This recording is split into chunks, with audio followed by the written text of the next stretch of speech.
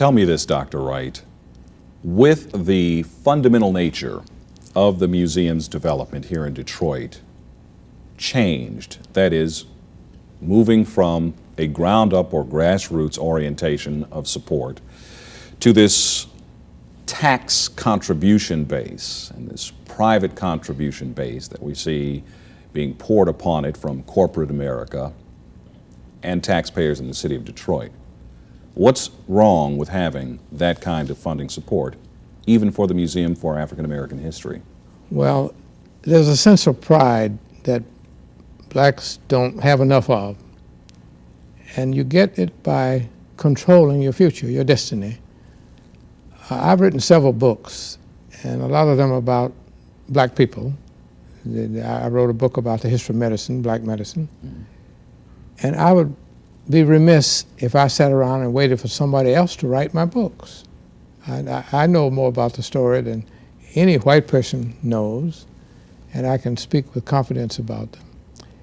And it's the same thing in everything we do. We have our own experience, and no one has ever come to me and asked me to help them with the Holocaust.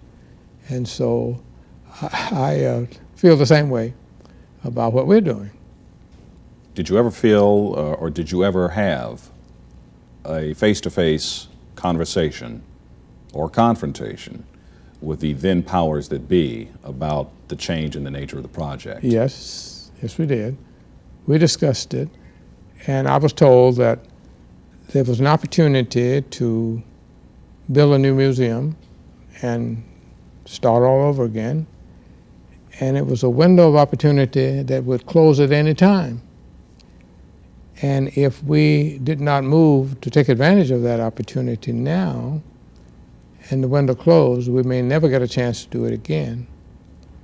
And so I was not able to come to that position. And so, more or less, it sounded to you as though, did it sound to you as though, again, African Americans were turning the responsibility for preserving their own heritage over to someone else? Is that what you're saying?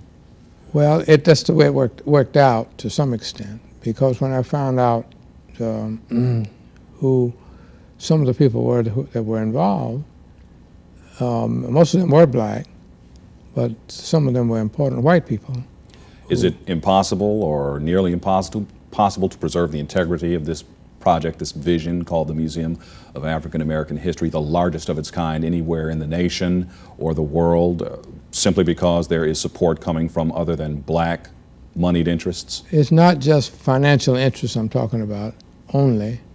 It's also point of view, interpretation, and what is projected either in exhibits or in screens or whatever you write is a total reflection of what is happening.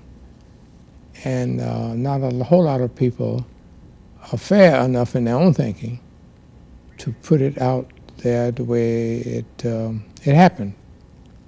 And I think that black folks have a greater responsibility to make sure that happens.